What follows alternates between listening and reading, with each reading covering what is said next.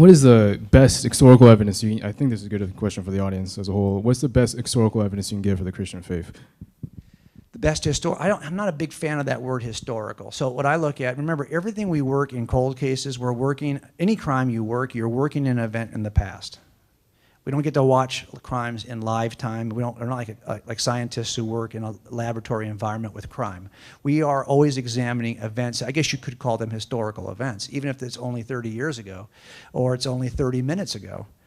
So what we're looking at is, do we have any good evidence that would, so for example, the first thing I wanted to know when I was looking at the New Testament is, could I reasonably consider the Gospels to be a reliable eyewitness record?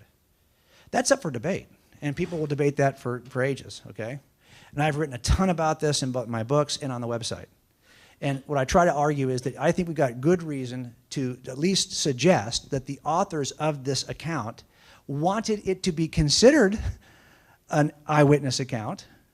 We have statements like John at the end of his account where he says, hey, I'm writing about all that Jesus did. I could write a lot more. I could fill books with all this stuff. Okay. Then the question is, well, is it a reliable account? Is it an account, an eyewitness account? And then is it a reliable account? And if it's a reliable account, this is how, by the way, I get supplemental reports from 30 years ago in which a witness has been interviewed by a detective in 1972. Now, that witness has been dead for 10 years. So I have no way to go re-interview that person. And the detective has been dead for 5. So now I have no way to go interview the writer of the report. But I've got this report I have to assess, even though I have no access to the first eyewitness or the person who wrote about the eyewitness. That's much like the Gospels. Well, I know how to assess those reports. There's 4 factors. I talk about them in Cold Case. 4 factors we use to assess eyewitness reliability of any document, of any eyewitness. So those 4 areas are the 4 areas that I pressed into service as I examined the Gospels. So for me, remember, when someone asks you, what is the one reason why you believe this to be true, I'm always a little bit hesitant because I never have one reason. I call this death by 1,000 paper cuts. That's what it is. It's this cumulative case of hundreds of little things that I think point to the most reasonable inference. And any one of those things is a paper cut. I could offer it to you, and I think you could be very reasonably say, well, that doesn't seem like enough. It's not enough. It's the fact it's cumulative. It wouldn't be enough in a jury trial either. But when I get 100 of these things, juries convict because there's no other reasonable alternative.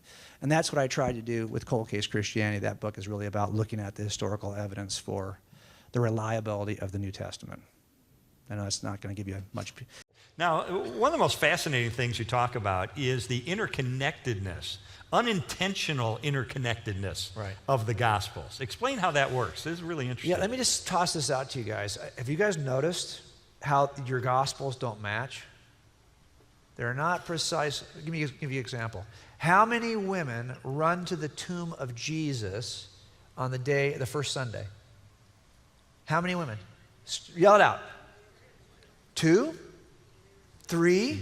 Depends on the gospel. Really? How many angels are waiting for the women when they get there? Come on. 2? 1? It depends on the gospel.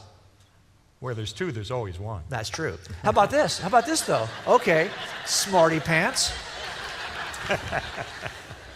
You know, next week he's going to have you'll see a dialogue with Mark Middleburg on the stage, right? He's going to be doing the same thing to Mark he's doing to me now.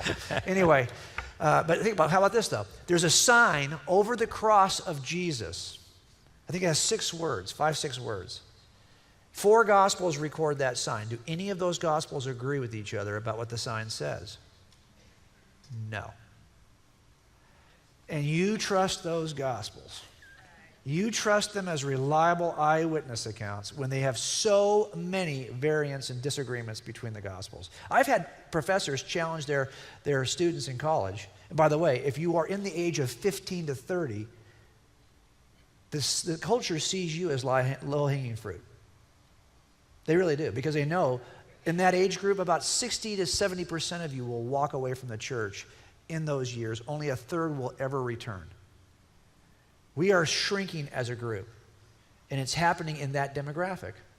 And I remember one guy said, I left because my professor simply challenged me to read the resurrection story, the nativity, the Passion Week, in all 4 Gospels and just compare them to one another. And when I did that, I realized They are very different. And he walked away. Well, I'm here to tell you something, okay? When I read that for the first time as a skeptic, I was like, wow, I'm starting to think this is actually true information. Because if you've ever worked with witnesses, you know one rule of witnesses. They never, ever agree. Ever. It could happen 5 minutes ago. Someone could come up here and I used to run an experiment in front of my youth group. Someone would run up, slap me on the side of the head, and run off the stage. And I would ask everyone on a card, don't talk to each other, just tell me, what did you just see? You wouldn't believe the variation between the accounts. They just saw it together. We were all together. They couldn't even agree on the sex of the perpetrator. Think about that. But did the event really happen? Of course. What is my job as a detective is to figure out why you say it one way and he says it another way. So I always say this, if there was a robbery in this room and I wanted to know what was the guy wearing, you think I'm going to ask him? No way. I'm going to ask her. Because he's going to say, I don't know, like a t-shirt maybe? Dark t-shirt? She's going to say, oh, no. It's like an Izod t-shirt. You know the one that has the band that's tight right about halfway here? And the limp collar shirt, not the straight collar shirt, 3 buttons stopped right around here. What is that about? Well, she just bought 3 of those for him last week for some, and so she actually gets it. That's why you ask her that question, right? And if they disagree on the description of the shirt, it doesn't mean that there was no shirt or no suspect. It just means that they're coming at it from different perspectives. My job is to figure out what the perspectives are. So when I read the Gospels and I saw that these things would sometimes leave out details, like Luke will say, Jesus is in front of Caiaphas at a trial, and they're testing Jesus, so they think, you think you're divine, you think you're God. How about this? So, someone slaps him and says, tell us, Jesus, who prophesied? Who slapped you? And I'm thinking, how hard is that? I would just look at the guy and say, you did, you moron, right? I mean, how hard is it to tell you who slapped me? Because Luke doesn't describe the fact that Matthew describes that before this whole thing started, they put a blindfold on Jesus. Luke never mentions it. So his statement's actually kind of confusing until you get the other eyewitness account. And that's what it is in our cases all the time. I see this in my professional work constantly. One confusing statement clarified by another witness. And you see this all the time. And that's a form of corroboration, isn't it? Oh, absolutely. It's just the nature. So what bothered me was I was not a believer, but I was reading the Gospels. And when I saw that kind of thing in the Gospels, I was like, this looks suspiciously like real eyewitness accounts. Because look, if I'm trying to create this fiction, I'm going to work that stuff out. Yeah. Right? I'm going to work that stuff out so there's no question about it. But if you work real cases, you see that those little, warts and pimples on the account are still there. And that's what I was seeing in the eyewitness accounts. And it just struck me as I should probably go a little further with this. And the fact that these were unplanned, apparently. I mean, they fit together yes. In an unintentional way. They're unintentional way. So, for example, why is it at the feeding of 5,000, I think Jesus asks Philip, where can we go to feed these people? Philip is a minor character in the Gospels. Jesus never asks Philip for anything. He's going to ask Simon, right? He's going to ask somebody. He's not going to, his top 3, he's not going to ask Philip. Who the heck is Philip? You never get from that account why it is he would ask Philip until you read the other accounts and realize they're in Bithynia, where Philip was raised. The one person who could actually answer that question would be Philip. But you'd never know from that first account. You have to kind of do your homework, right? And see, why do these eyewitnesses say certain things? And when I started to do that, I was like, wow, this stuff is bugging me.